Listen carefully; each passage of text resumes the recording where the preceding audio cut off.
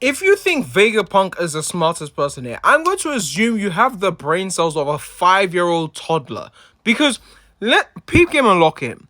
The best thing the Vegapunk did, his big grand achievement, was that he split himself into 4 or 5 versions. Guess what? He couldn't even predict that one version of himself was going to try and kill him. And that version of himself that tried to kill him, tried to sell him off, and eventually got deceived by the world government. How stupid can you be? You can't even control, one, yourself, and two, have any backup plans or contingencies for you know what if I have like a little subtle evil or greedy side.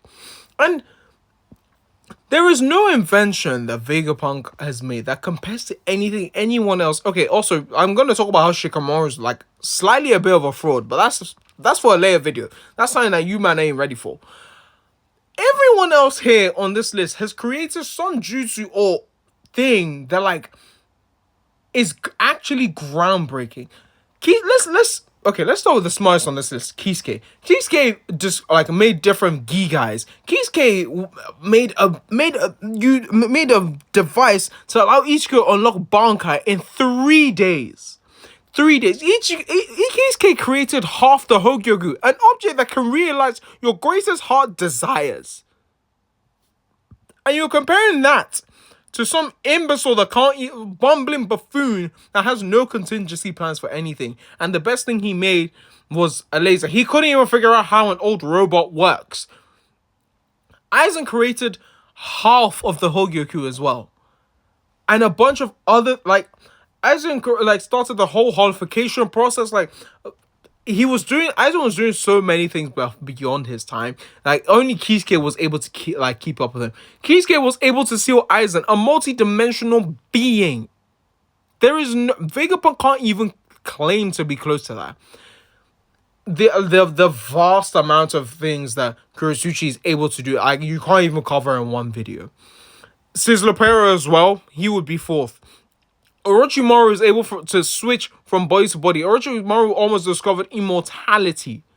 And you're trying to compare him to fucking Vegapunk. Madara and Itachi were able to break a jutsu that keeps you immortal and alive. Like, really deep the things that people on this list have been able to do and accomplish. And then you look at Vegapunk and you really try to tell me that Vegapunk is smarter than anyone on this list. Shikamaru is also a fraud. Like, let's keep it real. Like, everyone's saying, oh, Shikamaru had all these contingency plans. Oh, he beat, what's his name?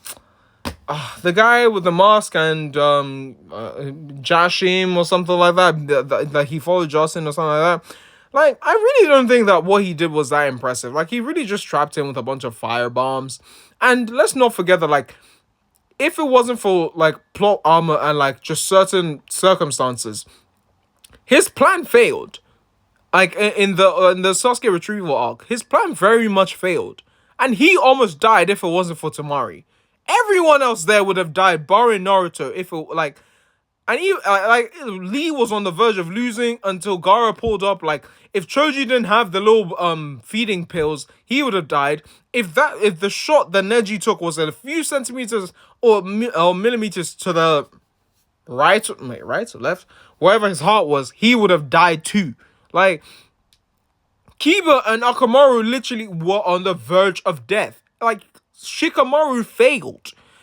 Like, yes, in Boruto, he is smart. He was able to realize that, oh, it was like, you know, their memories have been switched.